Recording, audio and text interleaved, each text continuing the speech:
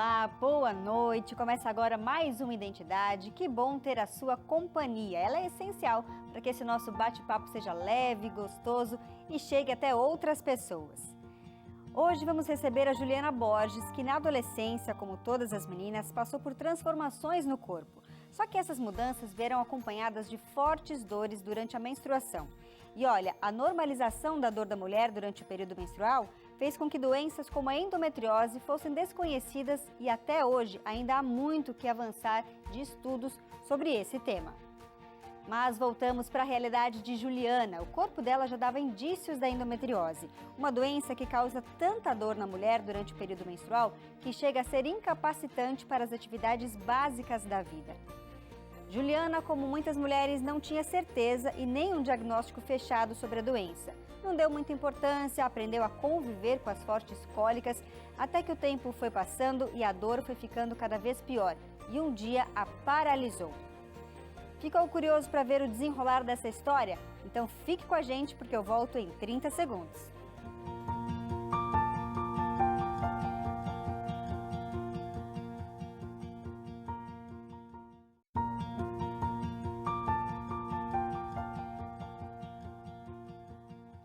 Quem conhece a Juliana fala que ela é ligada no 220. Não, na verdade não existe nem voltagem no mundo que descreve a energia dessa mulher.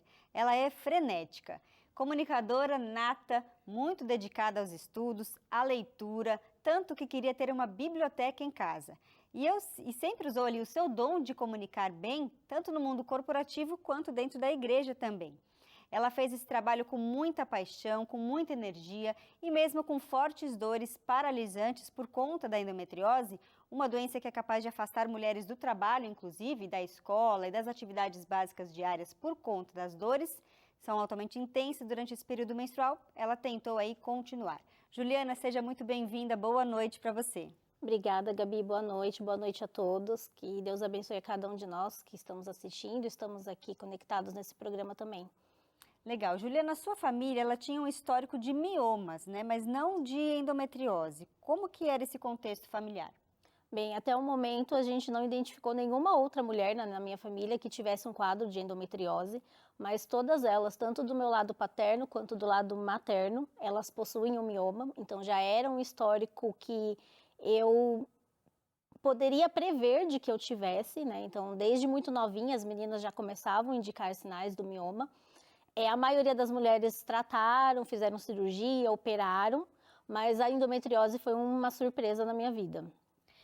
Quando adolescente, você menstruava normalmente, tinha um ciclo regular ou era muito intenso, você tinha muitas cólicas? Como que era nessa época, logo depois que você começou a menstruar? Bem, os primeiros anos eu lembro que foram difíceis, né? Até pra gente se adaptar, a gente é nova e tem aquela coisa diferente, né? Do corpo aflorando, todos os sintomas. Então, os primeiros meses eles já foram difíceis, mas na minha mentalidade eu acreditava que era assim, só por estar iniciando.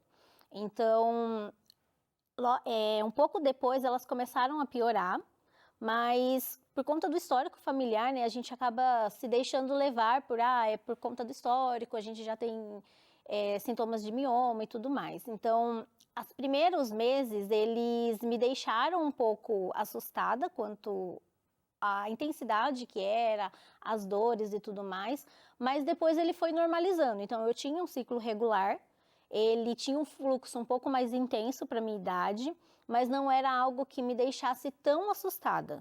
Era como se fosse normal da vida.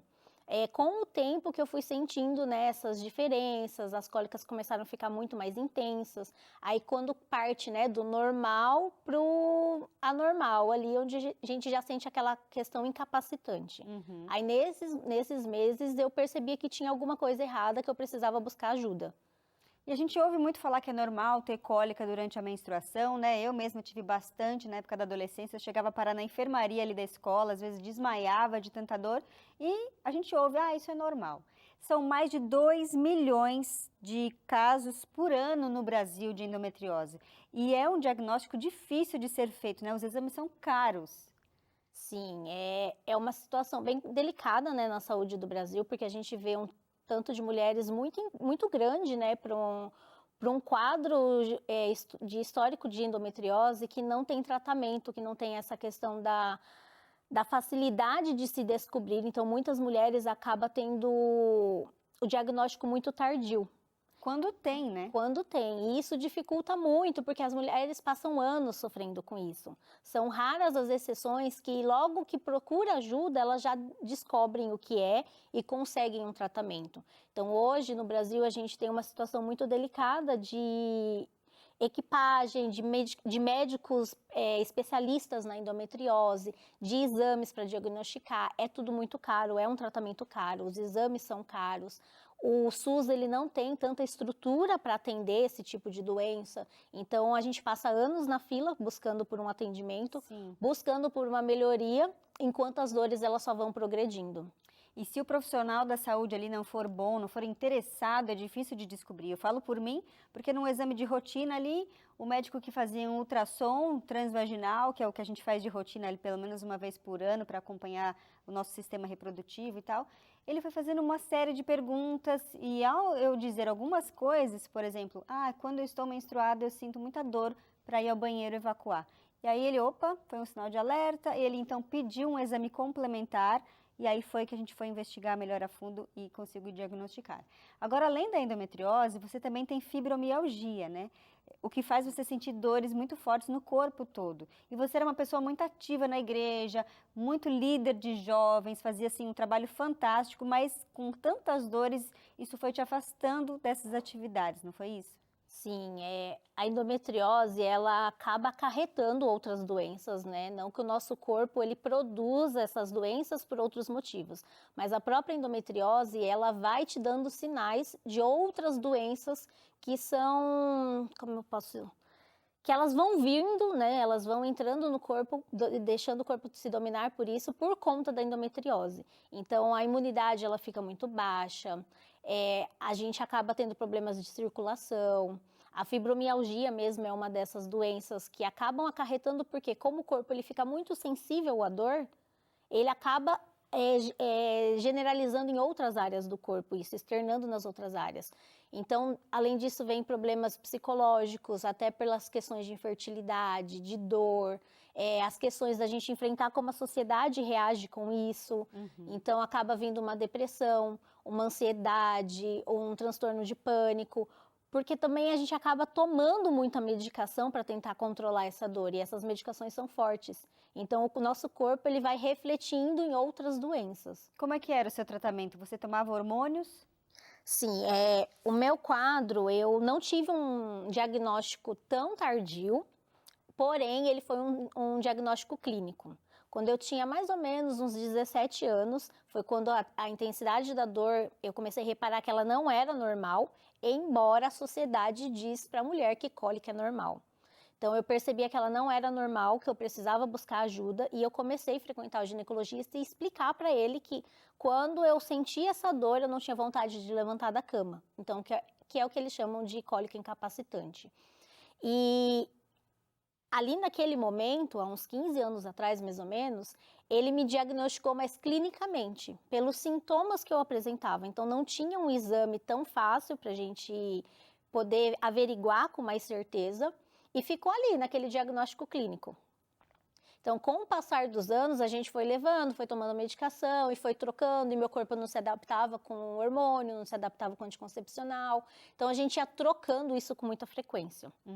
E até que chegou um momento que eu realmente consegui o diagnóstico por meio de um exame de imagem, um exame especializado, um médico que desse maior atenção a isso, que averiguasse todos os detalhes, que colocasse os sintomas de forma genérica no corpo, né? Porque a endometriose, ela não é só a cólica, ela vem acompanhada de outros sintomas, como você mesmo falou, né? A questão da evacuação, a questão de dores corporais e tudo mais.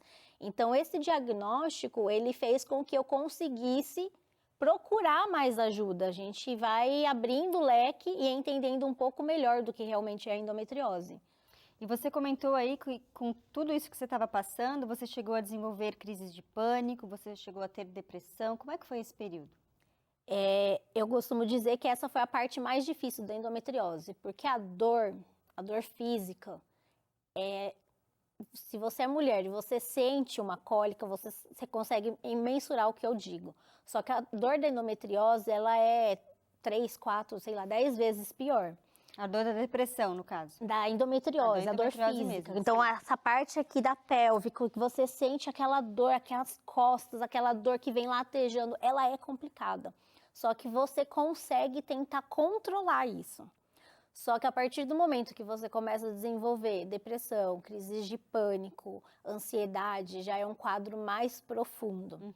Porque nem sempre a gente consegue controlar isso sozinho. Às vezes, por mais difícil que seja a dor física, um remédio para cólica básico não faça efeito, eu preciso entrar com uma medicação intravenosa, mas passa um tempo, ela vai amenizando um pouquinho. Ela nunca para, mas ela consegue amenizar um pouco.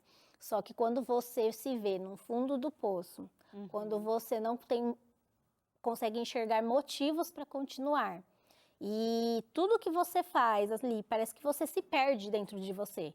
Eu cheguei no momento que eu olhava o espelho e eu não conseguia me identificar como mulher, eu não conseguia me identificar como jornalista, eu não conseguia me identificar dentro da igreja. Então, na minha opinião, esse é o momento mais difícil, né? Entrar numa depressão e você conseguir sair dela é difícil. A gente acaba perdendo os motivos para conseguir continuar vivendo. Então, esse momento foi um dos mais cruciais, foi um dos momentos que eu achei assim que não teria mais solução, que muitas vezes eu acabava me entregando. E dentro desse momento foi onde eu precisei aumentar a minha fé.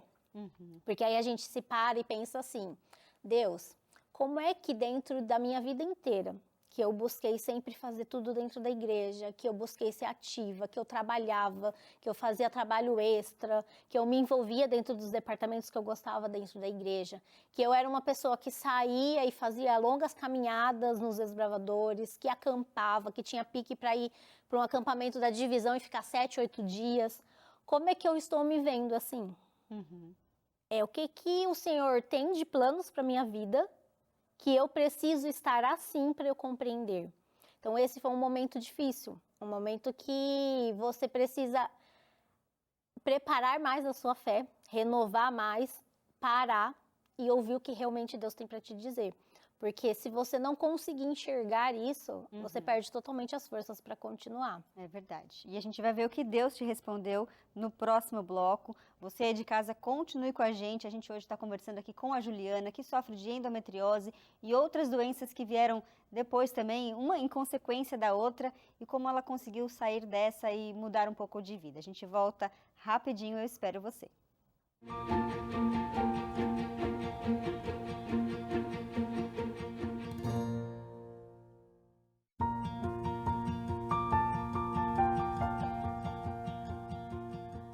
Identidade de volta nesta noite conversando com a Juliana Borges, ela que é jornalista, uma comunicadora nata, super ativa na Igreja Adventista, ali com os jovens, com a comunicação, com tantos outros departamentos, né, adolescentes também, mas a dor de várias doenças a fizeram paralisar. Ela comentou aqui que inclusive entrou em depressão por conta disso, a gente quer saber como que saiu dessa depressão, mas antes dessa resposta de Deus na sua vida, você ainda teve um AVC, né, um acidente vascular cerebral e um episódio de trombose. Conta pra gente como é que foram essas duas questões.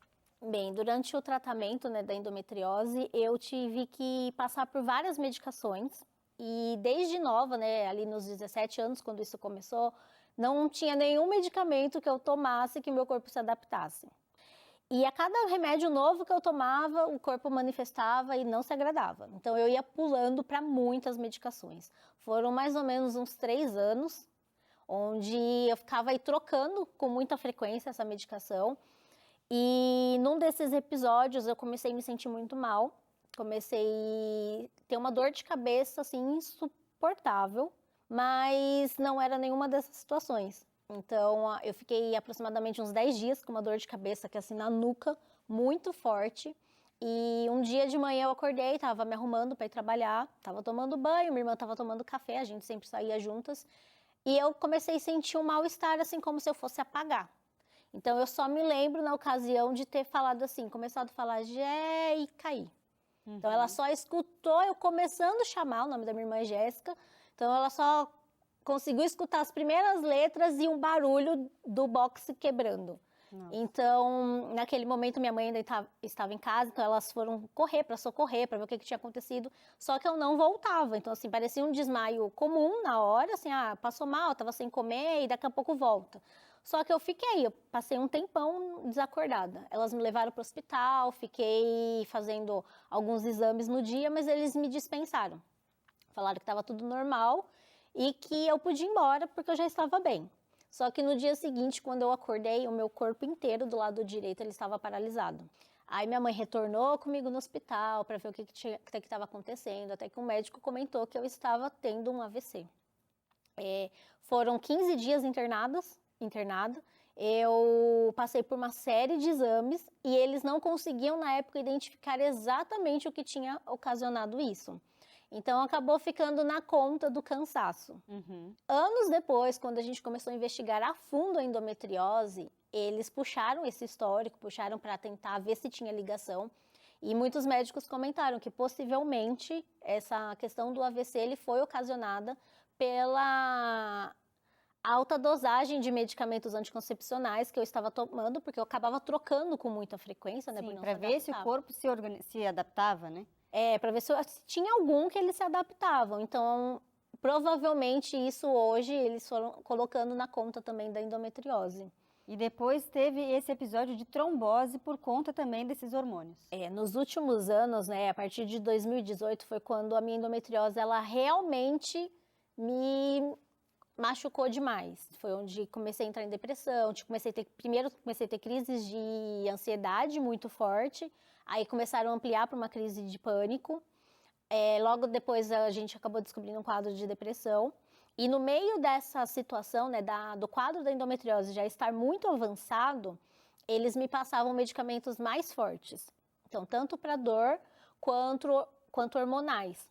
Só que no meio disso eu já tinha tido um quadro de AVC e o médico não reparou nisso. Então, quando eu comecei a tomar um determinado medicamento que é muito indicado para endometriose, eu acabei sentindo algumas coisas que estavam fugindo do meu controle. Então, eu sempre fui agitada, então eu andava bastante. Nunca fui muito ligada no exercício físico, mas eu me movimentava.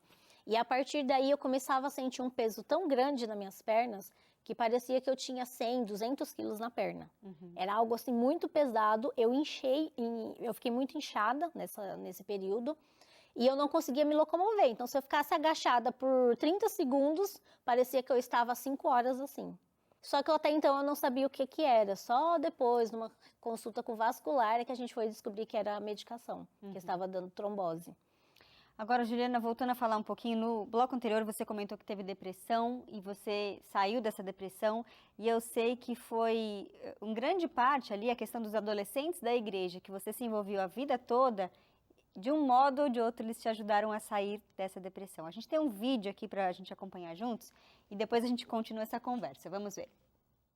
Oi, eu sou a Beatriz e hoje eu quero contar um pouquinho da minha experiência de quando eu era dos adolescentes e principalmente de como a Ju ela me ajudou nesse período. Desde que eu entrei nos adolescentes, ela tem me ajudado e me incentivado a ter cada vez mais uma vida com Cristo. Ela sempre me incentivou, me apoiou em todas as áreas da minha vida, principalmente na minha vida espiritual, nos trabalhos da igreja. Ela sempre estava lá quando eu precisava de alguma coisa, quando eu tinha dúvidas. Ela sempre esteve presente e eu tenho certeza de que todos os trabalhos, os projetos e toda essa organização que ela tem é totalmente inspirada por Deus, porque sempre deram muitos resultados, deram muito certo, e eu agradeço muito a Deus pela sua vida, Ju, e pelo trabalho maravilhoso que você fez na minha vida e que continua fazendo na vida de cada um dos adolescentes. Oi, Ju, quero aqui agradecer esse trabalho que você faz com os adolescentes, que é muito importante para mim. Você não é só simplesmente nossa professora, você também é nossa amiga. Você se preocupa tanto com a nossa vida espiritual quanto com a nossa vida pessoal, sempre perguntando se a gente está bem, como anda o estudo da lição, e nos impulsiona para estar cada vez mais perto de Jesus. Mesmo quando você não está muito bem de saúde, você está ali firme e forte para ajudar a gente. Eu agradeço muito a isso, você é muito importante pra gente, te amo. Às vezes nem parece, mas já fazem 14 anos que a gente tá junto. E eu agradeço muito a Deus por ter colocado você na minha vida. Ele realmente pegou alguém especial e parece que foi feito sob medida pra mim. É uma pessoa mais resistente e dedicada que eu conheço. Muito organizada também. acompanhar você todo esse tempo e ver como tem sido lidar, né, com todos esses problemas de saúde. Com certeza não tem sido nada fácil, eu sei, mas mesmo assim eu fico surpreso às vezes porque você continua ainda assim com tudo isso, se dedicando, dando o seu máximo, se esforçando para ofertar o melhor na casa de Deus. Com certeza, ele também ficou muito feliz com isso. E isso me ajuda muito também a dar um melhor, me inspira muito. Muito da liderança que eu exerço hoje na igreja, eu devo a você. Muito obrigado pelo seu apoio, pelo seu companheiro. Você é a pessoa mais importante na minha vida, com certeza. E com certeza ficar perto de você cada vez mais tem me ajudado a evoluir, né? E sem contar que todo o trabalho que eu faço, você sempre está lá para me apoiar, me ajudar, estender a mão, e você completa tudo que eu faço. Pense naquilo que ninguém pensa. Você é perfeito, eu te amo muito. Um beijão. Tá aí então as palavras de alguns adolescentes que você ajudou e também do seu marido, né? Como que é para você ver que você ajudou tanto esses adolescentes na vida, mas que também eles te ajudaram a sair daquele momento de depressão, do fundo do poço pelo qual você passou? Eu acho que quando a gente busca oferecer o nosso melhor, a gente recebe o melhor também. Então, eu sempre digo para eles que eles não fazem ideia do quanto eles salvaram a minha vida. Então, eu cheguei num momento que, mesmo tendo ali sido criada dentro da igreja praticamente, meus pais foram para a igreja quando eu tinha de 6 para 7 anos, então eu não lembro da minha vida fora da igreja. Eu sempre procurei fazer tudo o que eu podia da melhor forma, com a maior intensidade. Então, eu já vinha crescendo, né, com essa inspiração, com esse incentivo dentro de casa, gostando e pegando gosto em estar na igreja, em fazer as coisas da igreja, tanto que eu não consigo separar a minha vida pessoal das coisas da igreja. E quando eu comecei a enfrentar ali a depressão, os momentos que eu não tinha força para levantar, os momentos que a sua mente ela te trai totalmente. Eu falo que só quem passa pela depressão, ela entende quando a gente diz que por mais que você tente, você não consegue sozinho. Uhum. E aqueles momentos, eles foram cruciais para que eu decidisse estar totalmente afastada ou que eu definisse estar realmente dentro da igreja. Então, eu orava para que Deus me desse um motivo para que eu tivesse vontade de levantar e fazer as coisas acontecer. E os adolescentes foram esse motivo? Foram esse motivo, porque quando a gente começou com a classe, eu cheguei um sábado, depois de uns 2, 3 meses sem ir para a igreja. Eu cheguei num sábado e a líder do Ministério dos Adolescentes aqui na área da PV, ela me olhou e ela conversava comigo como se eu fosse a professora da sala. E eu falava para ela, não, mas não sou eu, fala com meu esposo, é ele. Ela, não, mas você tem um brilho assim que tá me direcionando para você. E ela me disse uma coisa, você precisa usar o seu talento aqui. Só que ela não me conhecia na época, ela não sabia meu nome, ela não sabia quem era e muito menos o que eu estava passando. Uhum. Só que aquilo cravou assim, de uma forma que eu falei assim, será que eu posso ficar aqui então? Será Talvez que eu é esse consigo? motivo, Deus ouviu minha oração e esse motivo. Mas aí foi indo um pouquinho, aí eu comecei a dar umas dicas, por que você não arruma a sala? Por que não deixa ela mais bonita? Vamos começar a visitar os adolescentes. E comecei a acompanhar o que ele já estava fazendo. E foi com esse trabalho, então, com os adolescentes, que a Juliana conseguiu aí sair do fundo do poço, sair da depressão e restabelecer ali o controle da própria vida. Você aí de casa está convidado aí a compartilhar essa história também para que outras pessoas saibam. Juliana, eu quero te agradecer. Nosso tempo, infelizmente, acabou, mas quero te agradecer por compartilhar a sua história e ver que Deus pôde te restaurar e pôde fazer você voltar a ter brilho nos olhos para trabalhar na igreja. Amém. Às vezes a gente acha que Deus não vai responder a nossa oração porque a gente está sem energia, sem brilho nos olhos, mas Deus ele nos concede motivos para a gente enxergar tudo isso. Deus consegue de motivos para a gente continuar. E às vezes o motivo ele está bem do seu lado. Quando a gente enxerga isso, nossos olhos eles voltam a brilhar. Porque se a gente tiver o único foco de salvar outras pessoas, isso também já salva a nossa vida. Recado dado, então. E o Identidade de hoje fica por aqui. Até mais.